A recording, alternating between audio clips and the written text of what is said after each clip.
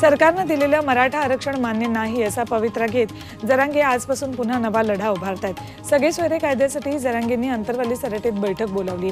या बैठकीत आंदोलनाची पुढची दिशा ठरवणार आहे। जरांगेंच्या बेमुदत उपोषणाचा आज 12वा दिवस आहे। मराठा आरक्षण विधेयक विधानसभेत एकमतानं मंजूर झालं, त्यामुळे मराठा समाजाला 10% आरक्षण मिळणार आहे। मराठा समाजाला कायद्यात टिकणारं आरक्षण मिळेल अशी ग्वाही मुख्यमंत्री एकनाथ शिंदेंनी दिली। तसंच या आरक्षणामुळे ओबीसीवर अन्याय होणार नाही असंही त्यांनी स्पष्ट केले। दिलेल्या आश्वासनाची पूर्तता केल्याचं समाधान असल्याचं ते म्हणाले। ओबीसी आरक्षणासाठी कुणबी दाखल्यासंदर्भात काढण्यात आलेल्या अधिसूचनेवर तब्बल 6 लाख हरकती नोंदवल्याची माहिती मुख्यमंत्र्यांनी दिली। या सर्व हरकतींची छाननी केल्यानंतरच अधिसूचना काढणार असं आश्वासन त्यांनी दिले। ओबीसी नेत्यांना विधानसभेत केलेल्या निवेदनातून दिलं आहे।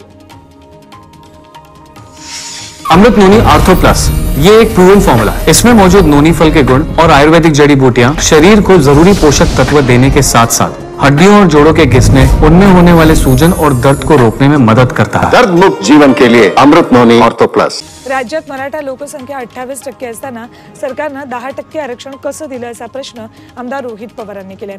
आघाडी सरकारच्या काळात मराठ्यांना 16% आरक्षण दिलं गेलं, त्यानंतर भाजप सरकारनं 13% आरक्षण दिलं, तर आता 10% आरक्षण दिलं गेलंय। म्हणजेच भाजप मराठा आरक्षणाची टक्केवारी कमी करत असल्याची टीका त्यांनी केली आहे।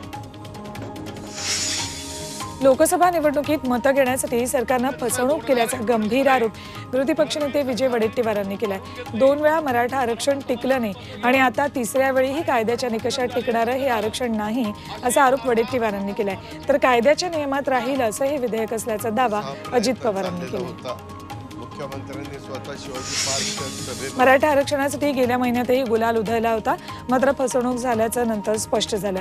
त्यामुळे पूर्ण खात्री झाल्याशिवाय सरकारवर विश्वास ठेवणं कठीण असल्याची प्रतिक्रिया उद्धव ठाकरेंनी दिली।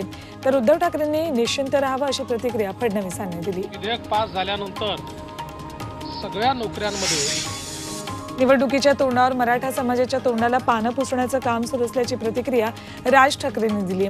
मराठा विधेयक मंजूर झाल्याचा आनंद आहे, मात्र समाजानं जागरूक राहावं असा इशारा त्यांनी दिलाय। तसंच राज्य सरकारला आरक्षणाचे अधिकार आहेत का असा सवालही त्यांनी विचारला। जागृत राहावं, मराठा समाजातले माझे बांधव भगिनी यांनी जागृत राहावं।